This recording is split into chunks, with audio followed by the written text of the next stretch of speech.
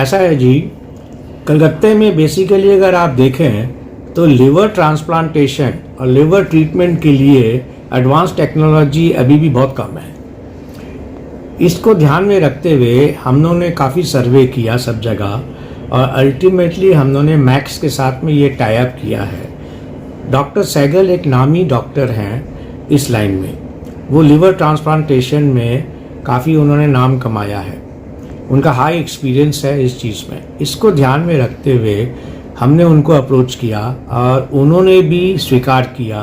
Ultimately Belvieu management और max के management ने डिसाइड किया कि हम दोनों मिलकर यहाँ में इसको आगे ले चले। इसीलिए आज हम लोगों ने ये अरेंजमेंट किया है कि doctor Sehgal all the way Delhi से आएँ, अपना परिचय दें हम सबको और इस चीज़ को आगे बढ़ाएं। उम्मीद है कि आप लोग सब इसको स्वीकार करेंगे और सपोर्ट करेंगे। डॉक्टर सहगल की एडवाइस के हिसाब से ग्रेजुअली हम यहाँ में लिवर ट्रांसप्लांटेशन का भी अरेंजमेंट करेंगे, जिसके लिए हमारे ऑपरेशन थिएटर्स को उन्होंने इंस्पेक्ट भी करवा लिया है अपनी एक्सपर्ट टीम के साथ और सब ने बोला है कि सूटेबल हैं। हमें कुछ इंस्ट्रूमेंट्स लेने पड़ेंगे जिसके लिए हम लोगों ने कार्रवाई शुरू कर दी है।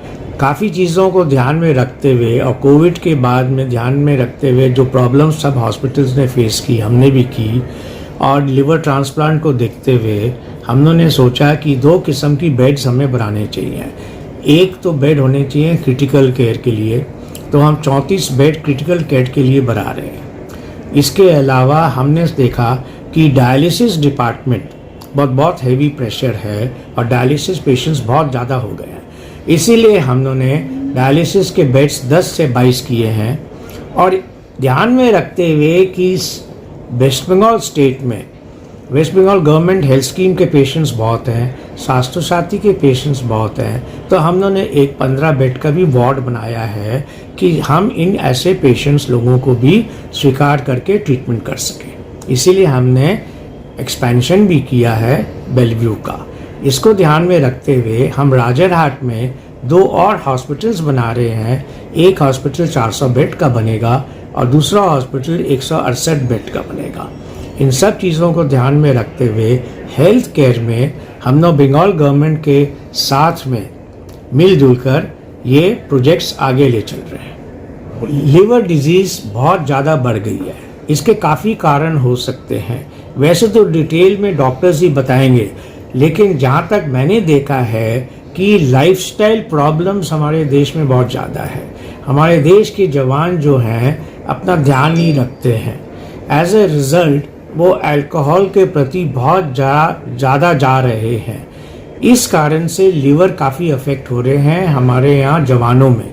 यंग एज पीपल को लिवर प्रॉब्लम्स बहुत हो रही है। इसको ध्यान में रखते हुए ये जो हम लोग कर रहे हैं, उम्मीद है कि हमारे जो नौजवान है इस पर ध्यान देंगे और इसको कंट्रोल करेंगे। ये डिज़ीज़ बहुत गंदी है, बहुत महंगी है, इसका ट्रीटमेंट बहुत कॉस्टली है। आज एक लिवर ट्रांसप्लांट करने के लिए अप्रॉक्सीमेटली 25 से 30 लाख रुपया लगता है, किसी भी हॉस्पिटल में लगता है। फिर इसको देखने के लिए हमें ट्रांसप्लांटेशन की ज़रूरत के लिए हमें दूसरा आदमी चाहिए जो डोनेट कर सके, फैमिली में भी होना चाहिए, अनरिलेटेड भी होना चाहिए। तो काफ़ी खर्चे हैं और ऑपरेशन के बाद में भी अपने को ख्याल रखने के लिए भी काफ़ी खर्चे हैं।